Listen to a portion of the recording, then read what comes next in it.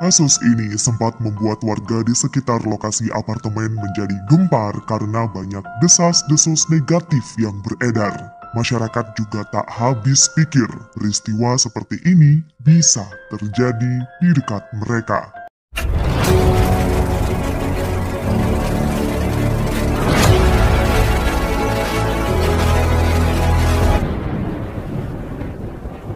Siska Icun Sulastri adalah seorang wanita cantik kelahiran 8 Mei tahun 1984. Ia tinggal bersama kedua orang tuanya yang bernama Engkos Kosasih dan Eti Karyati di Kampung Buaya RT 2 RW 1 Desa Wangun Reja, Kecamatan Nyalindung, Kabupaten Sukabumi. Sang ayah yang hanya bekerja sebagai petani membuat ekonomi keluarga Siska jauh dari kata berkecukupan. Bahkan, mereka tidak memiliki cukup uang untuk merenovasi rumahnya yang masih berlapiskan kayu dan terlihat seperti gubuk. Selain itu, kediaman Siska berada di tengah persawahan yang sulit dijangkau oleh kendaraan roda 2 ataupun roda 4. Meskipun begitu, sang ayah dan ibu berhasil menyekolahkan putrinya hingga ke jenjang sekolah menengah atas. Setelah lulus, Siska melangsungkan pernikahan dengan seorang pria dari kabupaten yang sama. Ia dan suami lalu menjalani rumah tangga yang bahagia dan dikaruniai 2 orang anak. Sayangnya, perkawinan Siska dipenuhi dengan ketidakcocokan dan terpaksa harus kandas di tengah jalan.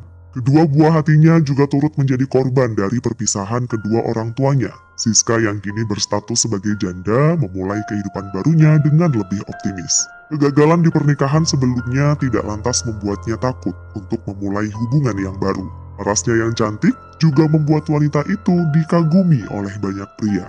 Beberapa bulan kemudian, Siska menikah lagi dengan seorang pria dari kota Batam dan berstatus sebagai seorang pegawai negeri sipil. Ia pun hidup lebih bahagia dengan suami barunya dan dikaruniai 3 orang anak. Akan tetapi, entah apa penyebabnya, rumah tangga Siska kembali hancur dan berakhir dengan perpisahan. Hak asuh ketiga buah hatinya lalu jatuh ke tangan sang mantan suami karena dianggap memiliki pekerjaan yang mapan dan sanggup memenuhi kebutuhan mereka.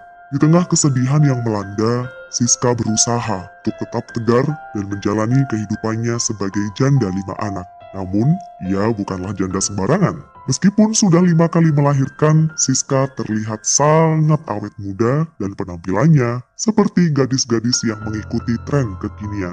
Wanita itu lalu memutuskan untuk mengadu nasib ke kota Jakarta demi mendapatkan masa depan yang lebih baik. Keputusannya tersebut mendapat dukungan penuh dari kedua orang tuanya. Engkos dan Eti juga berharap agar putri satu-satunya tersebut bisa mendapatkan kehidupan yang lebih baik. Tak lama kemudian, Siska memperoleh pekerjaan sebagai penjual obat suplemen di sebuah perusahaan yang bernama Sinergi. Ia kerap kali ditugaskan keluar kota dan berjualan di banyak wilayah agar memenuhi target dari tempatnya bekerja. Seiring berjalannya waktu, karir Siska semakin bersinar dan mendapatkan banyak reward dari perusahaan. Wanita itu lalu tinggal di apartemen kebagusan City Tower A, Jakarta Selatan, dengan harga sewa mencapai 3 juta rupiah per bulannya. Tak hanya itu saja, Siska juga menggunakan gajinya untuk mempercantik diri dan menjaga penampilannya. Alhasil, wanita tersebut tampil lebih segar dan menawan. Wajahnya yang ayu mampu memikat siapapun yang melihatnya. Setelah hidup menjanda selama beberapa tahun, Siska akhirnya mendapatkan tambatan hati yang baru bernama Iwan. Kekasihnya itu berprofesi sebagai pelaut yang menghabiskan sebagian besar waktunya dengan berlayar, sehingga Siska dan Iwan jarang sekali bertemu dan menjalin hubungan jarak jauh secara online. Untuk membendung rasa rindu, mereka kerap kali video call dan saling berkirim pesan. Meski jarang bertatap muka secara langsung, Siska dan Iwan merasa saling cocok satu sama lain dan berencana untuk melanjutkan hubungannya ke jenjang yang lebih serius. Pada bulan September tahun 2018, setelah 8 bulan mengarungi lautan, Iwan mengambil cuti libur dan pergi ke Jakarta untuk menemui sang kekasih. Pria itu lalu melamar Siska dan menyematkan cincin tunangan di jari manis sang pacar. Iwan juga memberitahu kekasihnya bahwa ia akan kembali berlayar selama 8 bulan. Pria itu juga berjanji akan menikahi sang pacar saat cuti selanjutnya, yaitu di tahun 2019. Siska amat sangat bahagia dan menerima pinangan Iwan. Ia pun berjanji akan setia menunggu sang kekasih hingga hari bahagia itu tiba. Siska juga berusaha untuk melawan rasa gundah yang ia rasakan saat berjauhan dengan sang tunangan. Untuk melawan rasa sepinya tersebut, wanita itu menyibukkan diri dengan berbagai kegiatan positif. Di tengah kegiatannya yang cukup padat, Siska tidak pernah lupa untuk berkunjung ke rumah orang tuanya. Menurut penuturan Eti sang ibu, putrinya akan pulang 1 minggu sekali ataupun sebulan sekali. Wanita parubaya itu juga mengungkapkan bahwa Siska adalah anak yang baik dan membanggakan keluarga. Selama tinggal berjauhan dengan putri sematawayangnya, Eti senantiasa menelpon sang buah hati untuk mengetahui kabarnya. Begitu pula sebaliknya, Siska tak pernah melewatkan 1 hari pun tanpa mendengar suara dari kedua orang tuanya. Namun, pada tanggal 16 Desember tahun 2018, Eti merasa sangat cemas karena ponsel putrinya tiba-tiba tidak bisa dihubungi. Siska juga tidak kunjung membalas pesan dari sang ibu dan seolah menghilang secara misterius. Sang bunda pun semakin khawatir karena putrinya tidak pernah menonaktifkan ponselnya. Untuk mengobati rasa cemasnya, Eti lalu meminta pertolongan kepada teman Siska yang bernama Indri. Sang ibu lalu berkata, "Indri, anak ibu udah gak ada kabar. Takut ada apa-apa, tolong tengokin. Kalau Siska udah di sana kan ibu gak tahu karena ibu di sini." Semenjak saat itu, Eti dan sang suami hanya bisa pasrah menunggu kabar dan berharap agar putri sematawayangnya dalam keadaan baik-baik saja. Hal serupa juga dirasakan oleh Iwan tunangan Siska. Pria itu juga sudah berkali-kali menghubungi nomor kekasihnya dan tidak kunjung mendapat balasan. Pada hari Minggu sore tanggal 16 Desember tahun 2018, Iwan bergegas menuju ke kediaman Siska dan mengetuk pintu apartemennya berkali-kali. Namun, hanya keheningan yang terdengar dan nampaknya tidak ada seorang pun di dalam sana. Karena sangat khawatir pada sang tunangan, Iwan lalu memanggil petugas keamanan di apartemen tersebut. Setelah mendengar cerita dari pria itu, sang satpam lalu memanggil petugas bagian mesin untuk membukakan pintu apartemen Siska. Namun, lagi-lagi, setelah berulang kali mencoba membukanya, pintu tersebut tak kunjung terbuka dan akhirnya satpam memilih untuk mendobraknya. Setelah beberapa kali melangkah, Iwan dikejutkan dengan tubuh Siska yang tengkurap di atas kasurnya dalam kondisi tanpa busana. Ia dan petugas keamanan lalu mendekati wanita itu dan membaringkan tubuhnya. Mereka pun tercengang dengan kondisi Siska yang sangat mengenaskan. Janda 5 anak tersebut mengalami di bagian hati, pinggul, dan tangan. Lehernya juga oleh kabel charger dan bahunya sudah membiru.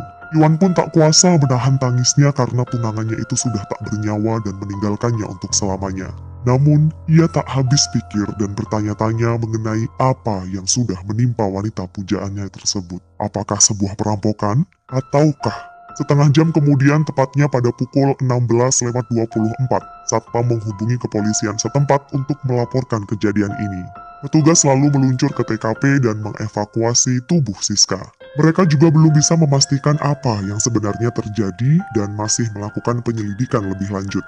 Kasat Reskrim Polres Metro Jakarta Selatan bernama Kompol Andi Sinjaya berkata, "Ketika kami sudah tiba di lokasi, sudah ada teman, tunangan korban, satpam, dan petugas bagian mesin, serta penghuni lainnya di tempat perkara." Saat itu juga, penemuan tubuh Siska menjadi pusat perhatian dan menjadi kasus yang banyak diperbincangkan oleh semua orang. Apartemen yang disewa oleh korban juga diamankan dan ditutup rapat guna penyelidikan lanjutan. Di seberang sana, ayah dan ibu sangat syok saat mendengar telepon dari teman putrinya yang memberitahukan tentang Siska. Sang ibu juga berkata, "Tahunya gitu, ada kejadian. Saya langsung pingsan dengar itu. Kan ibu maunya Siska itu gak ada apa-apa, sehat-sehat aja. Dengar info itu, ibu kaget." Semenjak saat itu, rumah orang tua Siska ramai didatangi oleh kerabat dan tetangga sekitar untuk membacakan tahlil dan mendoakan almarhumah. Mereka juga masih menunggu kedatangan Siska yang masih diotopsi di Rumah Sakit Fatmawati. Hasil pemeriksaan menunjukkan bahwa korban mengalami sajam hingga menembus ke bagian ulu hati. Tim forensik juga menyatakan Siska sudah meninggal sejak 2 hari sebelum ditemukan, tepatnya pada tanggal 16 Desember tahun 2018. Polisi menduga bahwa aksi keji itu dilakukan oleh orang yang membenci Siska dan menaruh dendam kepadanya. Lantas, siapa yang tega menghabisi janda 5 anak tersebut dan mengapa pelaku melakukan sekeji ini. Wanita malang tersebut lalu disemayamkan pada hari Rabu tanggal 19 Desember di pemakaman keluarga yang berjarak beberapa ratus meter dari rumah orang tuanya. Meskipun merasa amat terpukul, kedua orang tuanya berusaha menerima kenyataan ini dan berharap agar pelaku bisa segera ditemukan. Sementara itu, petugas tidak membutuhkan waktu yang lama untuk menangkap tersangka yang menjadi dalang dari kejadian ini. Rekaman CCTV yang terpasang di sekitar apartemen korban menunjukkan bahwa 2 hari sebelum ditemukan tak bernyawa, ada seorang pria tak dikenal yang masuk ke dalam apartemen Siska. Polisi lalu berhasil mengantongi identitas pria itu yang bernama Hidayat, berusia 22 tahun. Ia berprofesi sebagai seorang cleaning service dan sudah memiliki istri. Pada hari Kamis, tanggal 20 Desember tahun 2018, Satreskrim Polres Metro Jakarta Selatan meringkus Hidayat di rumah orang tuanya yang berlokasi di kawasan Cilandak, Jakarta Selatan. Ia sempat bersembunyi di kolong kasur sebelum akhirnya dipaksa menyerah oleh polisi. Momen penangkapan tersebut diwarnai oleh isak tangis ibu pelaku yang tidak rela anaknya dibawa oleh petugas. Hidayat lalu digiring ke Polres Metro Jakarta Selatan untuk melalui tahapan hukum. Setelah melalui proses interogasi yang cukup panjang, petugas akhirnya menetapkan pria itu sebagai tersangka utama dalam kasus ini. Polisi lalu menemukan fakta yang sangat mengejutkan mengenai peristiwa yang dialami oleh korban.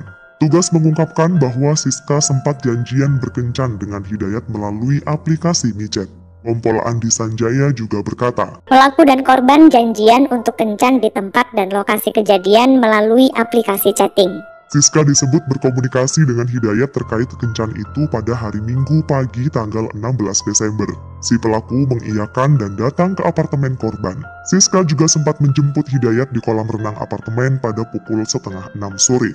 Tak hanya itu saja, muncul cerita tentang imbalan kencan yang dijanjikan oleh Siska kepada Hidayat. Korban berjanji akan memberikan uang senilai 2 juta rupiah jika pria itu mau menemaninya di apartemen. Ketika sudah berada di dalam kediaman Siska, Hidayat lalu menagih janji korban. Namun, Siska malah menolak memberikannya dan mengancam akan melapor ke istrinya tentang kencan mereka.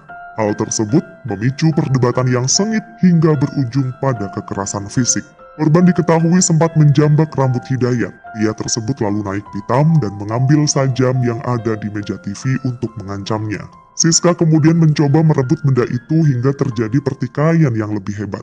Di momen menegangkan tersebutlah, Hidayat lalu menghujani tubuh korban dengan sajam hingga berkali-kali. Menurut Kapolres Jakarta Selatan Kombes Indra Jafar, Siska mengalami 4 yaitu di bagian ulu hati, 2 kali di pinggang kanan, dan di nadi sebelah kiri. Hidayat juga mengakui bahwa setelah menghabisi tubuh korban, ia mengambil 2 handphone, dompet, serta kalung emas milik Siska. Pelaku kemudian melarikan diri dan mengubur kedua ponsel itu di TPU Mangga, Gandaria Selatan. Untuk menghilangkan barang bukti kejahatan, Hidayat juga membuang sajam tersebut ke kali di wilayah Pondok Indah, Jakarta Selatan. Sementara kalung korban dijual di toko emas di kawasan Fatmawati. Namun petugas masih menyelidiki ungkapan Hidayat terkait uang 2 juta yang dijanjikan oleh korban. Hal ini karena si pelaku masih belum konsisten dan mengubah-ubah pernyataannya. Pada tanggal 29 Desember tahun 2018, tugas kepolisian menggelar rekonstruksi di apartemen korban. Dari olah kejadian perkara, polisi mengungkap sejumlah fakta baru mengenai kasus ini. Salah satunya soal janji uang 2 juta di antara Hidayat dan Siska. Uang tersebut ternyata adalah janji dari Hidayat untuk Siska. Uang tersebut kemudian ditagih oleh Siska sebelum mereka melakukan hubungan intim. Namun, Hidayat tak memberikannya hingga terjadi cekcok yang berujung. Korban lalu menjambak rambut pelaku sambil berkata-kata kotor. Pelaku lalu membalasnya dengan Siska yang saat itu kesakitan mencoba merangkak dan meronta menendang tembok. Namun, Hidayat justru semakin menjadi-jadi dan korban secara membabi buta. Atas perbuatannya tersebut, Hidayat terancam dikenai pasal berlapis dengan hukuman hingga 15 tahun kurungan penjara. Terungkapnya fakta ini menimbulkan isu miring di lingkungan apartemen tempat tinggal korban. Bahkan tempat tersebut dikabarkan kerap menjadi lokasi prostitusi seperti yang dilakukan oleh Siska dan Hidayat. Namun petugas keamanan membantah desas-desus tersebut dan berdalih bahwa timnya sudah menggelar razia rutin terhadap para penghuni apartemen. Sehingga manajemen apartemen menekankan bahwa kejadian yang dialami Siska bukanlah kesalahan dari petugas keamanan, melainkan sudah menjadi ranah pribadi masing-masing. Sampai saat ini, Hidayat si pelaku masih mendekam di balik jeruji besi untuk mempertanggungjawabkan perbuatannya. Semoga kita semua bisa mengambil hikmah dari kejadian ini.